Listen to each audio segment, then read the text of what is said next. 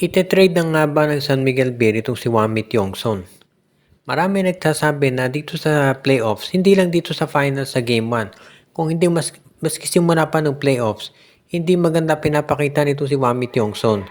At napipilitan ng San Miguel na mag-rely dito sa isang 40 years old na si Chris Ross. Dahil ito si Tiongson, mahina sa depensa at hindi pa consistent yung scoring niya. Kaya marami nagsasabi na wag na raw tayo magtaka kung i-trade ito ng San Miguel Beer.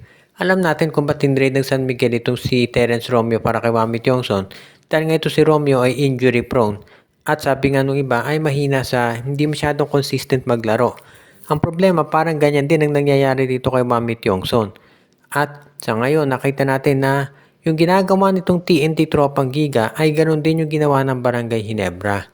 Basta nandoon sa loob ng court si Tiongson, yung depensa niya ang inaatake ng kalabang team. Kaya nga parang ganyan din ang magiging sitwasyon ngayon dito sa San Miguel Beer. Napipilitan silang ilabas nito si Wami Tiongson dahil nga hindi maganda ang nilalaro nito. Kaya ngayon kung ikaw naman itong San Miguel Beer, baka panahon na para i-trade talaga itong si Wami Tiongson at maghanap sila ng ibang point guard na magagamit. Posible na kunin nila sa tingin ko mas pwede pa talaga ito si Gio Halalon dahil alam natin pagdating sa depensa ito maaasahan talaga. At alam natin kung gaano to ka-physical maglaro sa defense parang itong si Chris Ross yan. Kaya pwede ito sa San Miguel si Gio Halalon. Kaya nga kung sakasakali magiging maganda para sa San Miguel ito si Halalon dahil alam natin kung paano to mag-pressure defense. At alam din natin na baka pwede rin na San Miguel ay kumuha ng mas batang point guard sa darating na draft.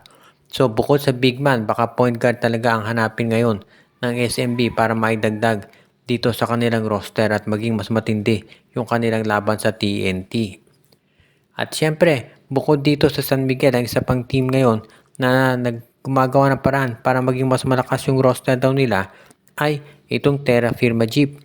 Yes, itong Terra Firma daw, sabi nga nila disband na pero dahil mukhang hindi tuloy yung pagbili dito nitong Zamboanga Valientes, baka mananatili muna to dito sa PBA. At kung mananatili muna dito itong Terra Firma, marami naniniwala na baka ito ay magpalakas pa ng koponan.